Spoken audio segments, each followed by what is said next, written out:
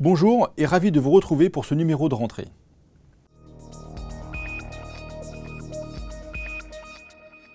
Avec pour commencer des chiffres assez décevants pour les marchés actions en août, notamment dans les pays émergents.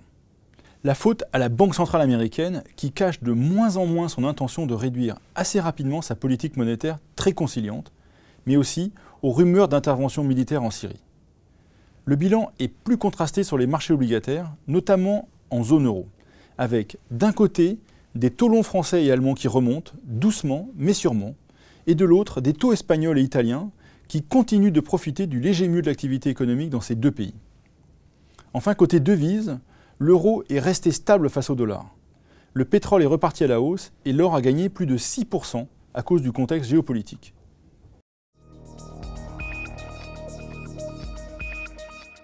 Voyons maintenant ça en détail.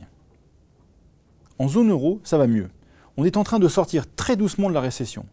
Mais les écarts d'un pays à l'autre restent importants. Pour l'instant, l'Allemagne est le seul pays où l'investissement est vraiment reparti. Aux États-Unis, ça va mieux aussi. De nombreux indicateurs le confirment, l'emploi, l'immobilier.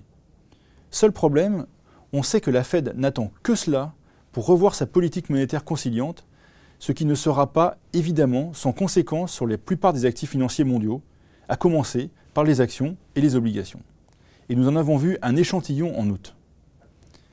En Chine, on observe une légère amélioration de l'activité économique, avec une hausse des exportations et une bonne tenue de l'activité domestique. Enfin, au Japon, la croissance a été plus faible que prévu au deuxième trimestre, malgré la bonne tenue de la consommation, ce qui relance les doutes sur la pertinence de la stratégie poursuivie depuis plusieurs mois par le gouvernement japonais. Globalement, on sent tout de même un léger mieux au niveau mondial, même si cela reste encore très fragile dans beaucoup de pays.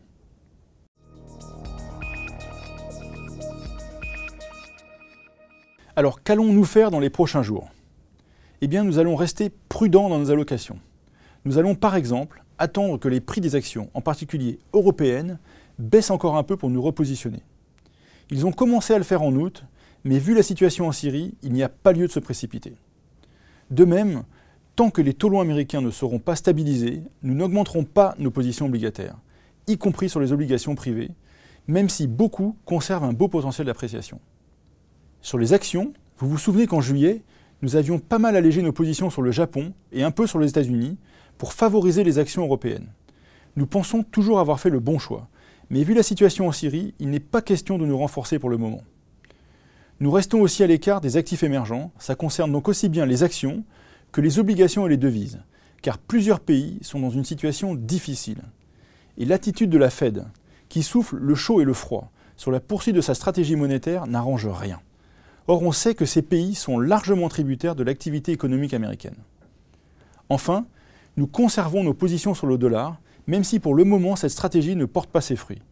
Mais vous aurez remarqué comme moi que le risque syrien a très vite remis en selle le dollar et l'or.